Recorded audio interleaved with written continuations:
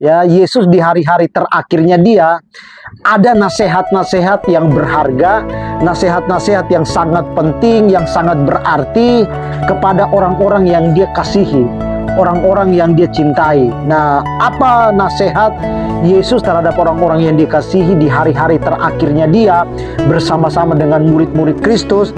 Kembali mari sama-sama kita buka Alkitab kita di dalam kitab Lukas pasal yang ke-21 ayat yang ke-36. Ya, biasanya kita memberikan nasihat itu kepada orang yang baru saja kita kenal atau orang yang sudah lama kita kenal. Sudah lama. Orang yang sudah lama kita kenal dan dia menjadi sesuatu buat kita, kita nggak tanggung-tanggung untuk tegur dia, bahkan memberikan nasihat. Begitu juga dengan Yesus. Yesus memberikan nasihat kepada murid-murid, tidak kepada golongan Kristen orang banyak, tidak kepada golongan Kristen ahli Taurat atau orang Farisi. Karena buat Yesus menjadi seorang murid itu merupakan sesuatu buat Yesus. Jadi sebelum Yesus ditangkap, sebelum Yesus mengalami perlakuan-perlakuan yang tidak wajar dari penguasa kerajaan Romawi waktu itu, di hari-hari terakhirnya Yesus memberikan nasihat kepada murid-murid, ya. Nah, Yesus memberikan nasihat kepada murid-murid. Kenapa? Karena buat Yesus murid-murid itu merupakan sesuatu buat Yesus. Nah, malam hari ini saya percaya bahwa kita ini lebih daripada sekedar beragama Kristen. Amin. Jadi kita ini lebih dari sekedar beragama Kristen. Kalau kita hanya beragama Kristen saja, ya orang di luar sana banyak. Buktinya apa ya? Buktinya ya 2 minggu kemarin sesama gereja sebelum ibadah lempar-lempar dulu. Di mana itu? Di Cibinong. Tahu apa nggak tahu nih? Hah? Nggak tahu ya? Oh ya ampun. Ya silakan masuk ya. Jadi kalau hanya sekedar beragama, kita akan menjadi seperti orang Kristen pada umumnya. Keluar masuk ke gereja setiap hari Minggu, perayaan Natal kita ada, Paskah kita ada. Pokoknya kita ada di situasi yang namanya kebaktian-kebaktian, tetapi hidup kita tuh tidak menjadi contoh dan tidak menjadi teladan. Jangan sampai kita hanya sekedar beragama Kristen, tetapi sama sekali tidak ada kebenaran Kristus di dalam kita. Kita tidak mencerminkan kasih Kristus, tidak mencerminkan kemuliaan Kristus, tidak menyatakan kebenaran-kebenaran Kristus kepada sekitar. Ya berarti ya kekristenan kita ini selama ini ya hanya sekedar kita beragama, tetapi kita tidak menjadi seorang murid. Nah, malam hari ini kalau kita menjadi sesuatu buat Yesus, ini adalah pesannya Tuhan Yesus sebelum dia meninggalkan murid-murid menghadapi perlakuan yang tidak wajar. Dia akan ditangkap oleh tentara-tentara Romawi dan dia akan diadili oleh penguasa kerajaan Romawi waktu itu. Sama halnya juga dengan kita. Sebentar lagi kita akan meninggalkan tahun 2023. Ini adalah hari-hari terakhir kita di tahun 2023. Karena kita ini murid, berarti kita ini menjadi sesuatu buat Yesus. Nah, apa pesan Tuhan Yesus buat kita pada malam hari ini? Sederhana. Alkitab bilang di dalam Lukas pasal 21 ayat 36, Alkitab bilang apa? Berjaga-jagalah senantiasa sambil berdoa, supaya kamu beroleh kekuatan untuk luput dari semua yang akan terjadi itu, dan supaya kamu tahan berdiri di hadapan Anak Manusia. Perhatikan ayat 34, Yesus bilang begini, jagalah dirimu supaya hatimu tidak syarat oleh kepentingan-kepentingan duniawi yang menyesatkan dan menghancurkan. Jadi bukan karena Tuhan itu kurang kuasanya, bukan karena Tuhan itu kurang mampu untuk jaga kita, tetapi sejak manusia diciptakan, manusia itu dibedakan dengan makhluk hidup yang lain. Kalau makhluk hidup yang lain tidak diberikan kuasa kebebasan untuk memilih dan memutuskan. Hanya manusia karena diciptakan serupa segambar dengan Allah, karena itu Allah memberikan kuasa kepada manusia untuk memilih dan memutuskan. Amin. Jadi kita punya kuasa untuk memilih dan memutuskan. Apakah bertahun-tahun kita hanya sekedar beragama Kristen, terus kompromi dengan dosa, terus terpikat dengan keinginan-keinginan duniawi, terus hancur-hancuran dengan kehidupan seperti orang dunia? Ya kita punya kuasa untuk memilih dan memutuskan. Makanya Alkitab bilang, Yesus titip pesan kepada murid-murid, kamu itu punya kuasa. Karena itu jagalah dirimu supaya hatimu tidak syarat oleh kepentingan-kepentingan duniawi yang menyesatkan dan membinasakan. Jangan sampai segala sesuatu yang tidak kita sangka, tidak kita duga, datang dengan tiba-tiba menimpa kita, dan itu menjadi jerat, bukan berkat. Amin. Sesuatu yang datang dengan tiba-tiba itu memang gak enak. Ada yang enak, tetapi ada yang tidak enak. Kalau kita salah memilih dan memutuskan di dalam kehidupan, sesuatu itu dengan tiba-tiba datang, itu akan menjadi jerat, tetapi bukan menjadi berkat. Telat datang ke gereja masih ada toleransi. Kita telat datang kebaktian wajar. Kenapa? Karena masih ada hari Minggu berikutnya. Tetapi kalau kita telat untuk bertobat, innalillahi wa innalillahi rojiun. Tidak ada lagi kesempatan. Amin. Jadi ayat 34 itu sebenarnya Yesus bilang begini, jagalah dirimu, artinya bahwa Yesus bilang begini, ya udahlah, putuskanlah dalam kehidupanmu. Supaya apa? Jangan lagi kompromi dengan cara hidup dunia. Buat apa kita cuma beragama Kristen? KTP kita beragama Kristen, tetapi kita masih kompromi dengan cara hidup dunia, merugikan orang lain, mencelakakan orang lain, suka ngomong kasar. Ya, Tuhan tidak menghendaki hal itu. Saya nggak akan panjang lebar di situ, tetapi malam hari ini saya akan share kepada teman-teman untuk mengakhiri hari-hari terakhir kita di tahun 2023. Kita akan memasuki tahun 2024, sama sekali kita nggak tahu segala sesuatu yang terjadi. Yesus bilang begini, berjaga-jagalah senantiasa sambil apa? Berdoa. Jadi tema kita yang akan kita bahas malam hari ini adalah menjadi seorang murid yang kuat menghadapi peristiwa demi peristiwa yang akan terjadi. Menjadi apa? Menjadi seorang murid Kristus yang kuat menghadapi peristiwa-peristiwa yang akan terjadi. Saudaraku, kalau seumpamanya saya tahu bahwa bulan Januari tanggal 4 saya akan sakit kepala atau batuk berkepanjangan. Kalau seumpamanya saya tahu bulan Januari tanggal 4 saya akan sakit, pasti mulai dari sekarang saya mulai persiapan. Benar kan? Saya persiapan supaya jangan sampai saya tidak sakit bulan Januari tanggal 4. Karena saya nggak tahu tanggal 4 bulan Januari apa yang akan terjadi. Makanya Yesus bilang begini, berjaga-jagalah senantiasa sambil berdoa. Kenapa Yesus bilang berjaga-jaga senantiasa sambil berdoa? Karena Yesus itu Tuhan, dia tahu segala sesuatu yang akan terjadi. Berapa kali dia akan menerima cambukan di tubuhnya, dia tahu. Berapa orang yang akan tangkap dia tahu. Bahkan Yesus bilang bahwa sebelum ayam berkokok, ada seorang murid yang menyangkal dia 3 kali. Dia tahu segala sesuatu yang akan terjadi. Dia tahu berapa kali dia diludahi, dia ditolak, dihina, dia diteriakin yang tidak layak. Dia tahu tentang semuanya itu. Makanya murid-murid mereka nggak tahu apa yang akan terjadi. Yesus bilang apa? Berjaga-jagalah senantiasa sambil berdoa. Supaya kita kuat menjadi seorang murid Kristus, ya, di dalam kehidupan kita menghadapi peristiwa-peristiwa yang nggak akan kita tahu, ya. Bahkan 1 jam setelah kita ibadah, 2 jam setelah kita kebaktian malam hari ini, kita nggak tahu apa yang akan terjadi. Karena kita nggak tahu apa yang akan terjadi, Yesus bilang apa? Berjaga-jagalah senantiasa sambil berdoa. Buat seorang murid Kristus, berjaga-jaga senantiasa sambil berdoa itu merupakan satu paket pasangan. Tidak bisa dipisah. Sama-sama bilang tidak bisa dipisah. Nah, jadi berjaga-jaga dan berdoa ini tidak bisa dipisah. Berjaga-jaga itu mengandung arti bahwa kita ini selalu tersadar akan kehidupan kita. Amin. Kita selalu tersadar, kita mulai mawas diri, kita mulai memilih dan memutuskan untuk tidak lagi kompromi dengan dosa, tinggalkan kepentingan-kepentingan duniawi. Terus apa lagi? Ya, kita yang bermasalah dengan orang lain, yang melukai, menyakiti orang lain, segera kita ambil keputusan untuk benahi, untuk tidak melakukan hal itu lagi. Dan setelah itu Alkitab bilang bahwa jangan lupa untuk berdoa. berdoa. Jangan pincang, sama-sama bilang jangan pincang. Nah, ada orang Kristen, doanya itu kuat banget, tetapi mulutnya juga kuat banget melukai, menyakiti orang lain.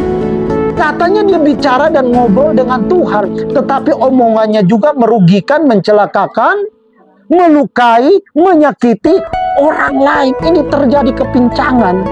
Nah, Alkitab bilang bahwa seorang murid Kristus supaya kuat hadapi peristiwa yang akan terjadi, berjaga-jaga senantiasa sambil berdoa itu merupakan satu paket pasangan yang tidak boleh terpisah, harus seimbang. Sama-sama bilang seimbang. Nah, buat apa saya bertekun ke gereja? Buat apa saya banyak berdoa, tetapi omongan saya, kata-kata saya melukai dan menyakiti orang lain? Berarti terjadi apa? Kepincangan. Nah, buat seorang murid Kristus tidak boleh terjadi kepincangan, harus seimbang. Kalau kita cuma beragama Kristen saja, terjadi kepincangan tuh nggak masalah. Rajin kebaktian, rajin ke gereja setiap hari Minggu, Natal kita hadir, Paskah kita jabanin, tetapi hidup kita amburadul, melukai, menyakiti orang lain. Kalau kita cuma beragama Kristen itu wajar. Tetapi kalau kita seorang murid Kristus, itu tidak wajar. Sama-sama bilang tidak wajar, ya. Jadi berjaga-jaga itu artinya bahwa kita mulai berani memilih dan memutuskan untuk tinggalkan cara hidup kita yang duniawi, tinggalkan cara hidup kita yang sia-sia, tinggalkan cara hidup kita yang lama. Cukup sampai di tahun 2023. Masuk tahun yang baru, tahun 2024, kita buka lembaran hidup yang baru bersama dengan Tuhan. Tadinya hidup kita mencerminkan kemuliaan kegelapan dunia, 2024 hidup kita mencerminkan kemuliaan Tuhan. Ya, menyatakan kebenaran-kebenaran Kristus kepada orang lain. Nah, kenapa kita mesti berjaga-jaga sambil berdoa? Yang pertama bilang begini, supaya kamu tuh beroleh kekuatan. Supaya kita ini kuat menjadi seorang murid Kristus yang mampu menghadapi peristiwa demi peristiwa. Sederhana, berjaga-jagalah sambil berdoa. Itu kekuatan kita. Saya minggu kemarin saya berpikir begini ya, kalaupun kita tidak berdoa, apakah Natal kita tidak akan berjalan? Kalau kita nggak berdoa nih, Natal kita tidak akan berjalan, tetap berjalan. Kalau kita tidak berdoa, apakah nafas kita langsung berhenti dan kita mati? Enggak. Kalau begitu, buat apa kita berdoa? Ya kan? Buat apa kita berdoa? Kita nggak berdoa pun juga, kita nggak minta sehat, kita sehat kok.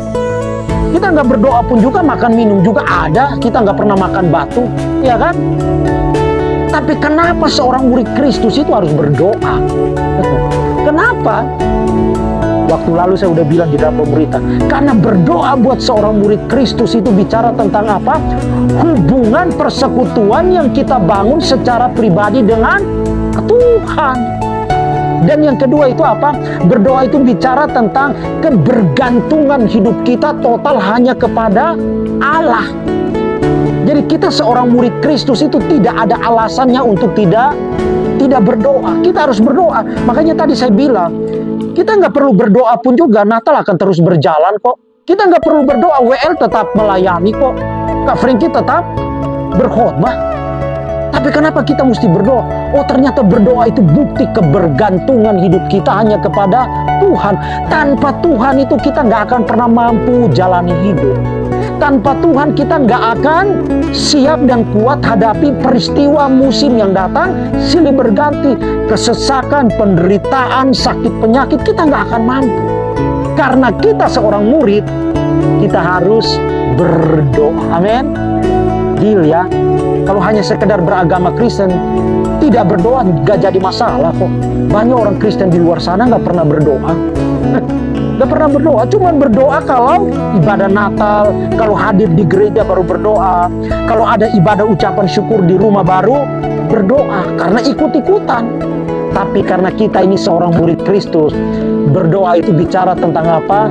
Bukti kebergantungan hidup kita hanya kepada Allah. Tanpa Allah kita nggak akan pernah mampu hadapi realita hidup. Jadi jangan pernah cari-cari alasan untuk tidak apa? Tidak berdoa. Karena kita ini adalah seorang murid. Jadi kita tidak kompromi dengan cara hidup duniawi, memilih dan memutuskan tinggalkan cara hidup yang sia-sia, tinggalkan cara hidup yang lama. Dan yang kedua, tekunlah berdoa. Karena berdoa itu bicara tentang hubungan persekutuan kita yang kita bangun secara pribadi dengan Tuhan. Dan yang kedua itu bicara tentang bukti kebergantungan hidup kita hanya kepada Allah. Dan yang ketiga, waktu lalu saya sampaikan kepada teman-teman, berdoa itu bicara tentang senjata yang Allah karuniakan kepada kita untuk melawan intimidasi iblis. Ingat ya, iblis itu datang tidak terlihat. Kalau iblis itu datang terlihat bertanduk mata merah, kita langsung hardik dan tengking ya. Kita langsung punya banyak cara untuk hadapi. Tetapi iblis itu datang, dia menunggangi situasi. Dia menunggangi keadaan. Dia menunggangi perkataan orang. Dia menunggangi perbuatan orang. Dia menunggangi orang-orang yang ada di sekitar kita. Untuk apa? Untuk menyerang kita, untuk melukai kita, mengecewakan kita, untuk menyakiti kita. Jadi salah satu senjata yang Allah karuniakan buat murid Kristus melawan intimidasi iblis itu adalah apa? Berdoa. Ayat yang lain, firman Allah itu adalah salah satu senjata buat seorang murid Kristus untuk melawan iblis, tipu daya iblis. Dan salah satu senjata yang Allah berikan buat kita seorang murid supaya kita kuat hadapi tunggangan iblis, hadapi intimidasi tipu muslihat iblis, salah satunya adalah apa? Berdoa. Jadi jangan pernah cari-cari alasan untuk tidak berdoa. Alkitab bilang begini, supaya kamu beroleh kekuatan untuk luput dari segala sesuatu yang datang dengan tiba-tiba. Segala sesuatu yang datang dengan tiba-tiba itu kira-kira enak apa enggak? Kebanyakan tidak enak. Supaya kita kuat hadapi sesuatu yang datang dengan tiba-tiba tidak enak, sederhana. Berjaga-jagalah senantiasa sambil berdoa. Jangan pernah berhenti untuk berdoa. Karena itu bukti kebergantungan hidup kita kepada Allah. Jadi kita berdoa itu bukan untuk mendapatkan berkat. Ya, amin. Kita berdoa bukan untuk mendapatkan berkat seperti pengajaran-pengajaran yang ada di gereja lain. Kalau pengajaran di gereja lain sebagai motivasi, mereka bilang begini, banyak berdoa supaya banyak berkat, sedikit berdoa sedikit berkat. Tidak berdoa nggak ada di Alkitab. Erick Thohir, ya, Deddy Corbuzier, mereka nggak pernah berdoa kepada Tuhan Yesus, tapi mereka tidak berkekurangan, ya kan? Kelihatannya mereka berkelimpahan soal berkat. Kita yang jatuh bangun ikut Tuhan, gereja nggak pernah absen ya. Baru hujan sedikit langsung flu, langsung pilek. Baru naik motor dikit udah masuk angin. Ya termasuk saya, Kak Frankie. Kita kurang apa coba rajin kebaktian, berdoa. Sedikit aja kena cuaca langsung lemah. Bukti kebergantungan kita kepada Allah. Amin. Jadi tidak diukur dengan berkat. Jadi tidak ada urusannya kita berdoa supaya kita semakin diberkati. Waktu manusia diciptakan, Tuhan sudah karuniakan manusia dengan berkat-berkat. Jadi nggak perlu kita teriak-teriak minta berkat. Tuhan sudah karuniakan dengan cuma-cuma buat kita. Dan Alkitab bilang apa? Supaya kamu kuat berjaga-jaga sambil berdoa. Dan yang kedua Alkitab bilang begini, supaya kamu tahan berdiri di hadapan Anak Manusia. Tahan berdiri di sini bukan berarti bahwa kita di gereja datang terus berdiri seharian atau berdiri 24 jam. Enggak. Tahan berdiri ini bicara tentang kokoh iman dan keyakinan kita di hadapan Allah. Jadi kita mempertanggungjawabkan perbuatan kita di hadapan Allah. Kita mempertanggungjawabkan pilihan-pilihan kita setiap hari, keputusan-keputusan kita setiap hari kita pertanggungjawabkan. Itu semuanya di hadapan Allah. Jadi yang pertama, supaya kita berjaga, supaya kita kuat menjadi seorang murid Kristus menghadapi peristiwa, ya, yang pertama adalah berjaga-jaga senantiasa sambil berdoa. Waktu kita berjaga-jaga senantiasa sambil berdoa, apa yang akan kita peroleh? Alkitab bilang kita akan peroleh yang namanya kekuatan. Sama-sama bilang kekuatan. Nah, dan yang kedua adalah Yang kedua, tahan berdiri ini bicara tentang keputusan, pilihan, kokohnya iman, tangguhnya iman yang kita miliki hanya kepada Yesus Kristus. Badai boleh datang, persoalan boleh datang, penderitaan boleh datang, sakit, penyakit boleh datang, tetapi itu tidak akan pernah menggoyahkan iman dan keyakinan kita kepada Tuhan Yesus. Sekali lagi, saya bilang bahwa berjaga-jaga senantiasa sambil berdoa, kita akan diberikan kekuatan. Orang sehat butuh kekuatan nggak? Butuh.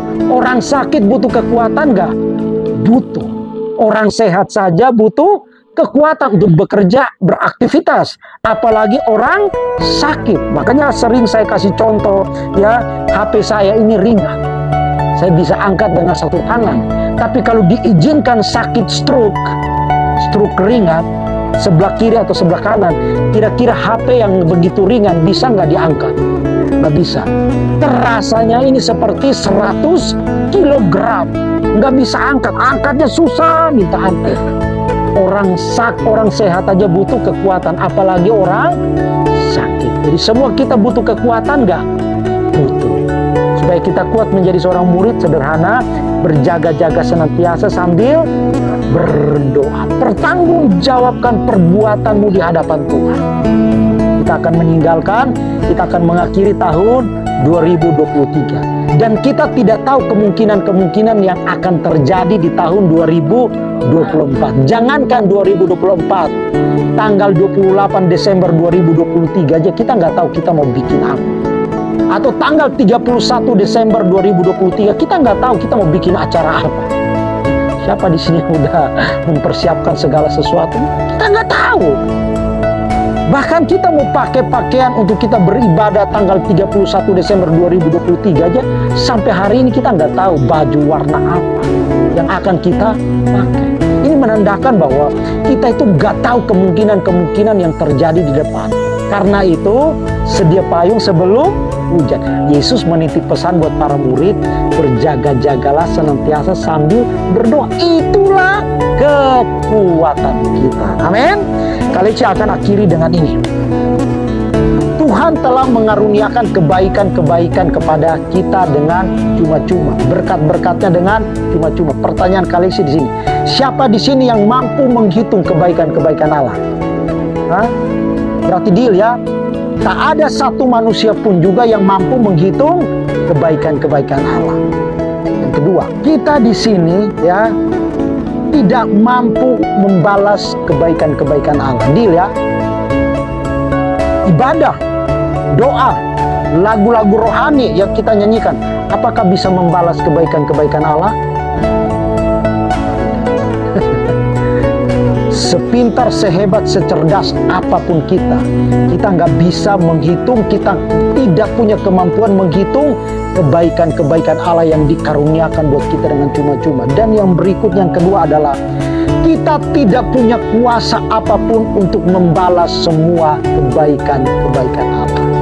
Karena itu, nasihat Yesus sebelum kita meninggalkan tahun 2023, karena kita ini adalah murid-murid, sekali lagi, berjaga-jagalah senantiasa sambil berdoa. Amin.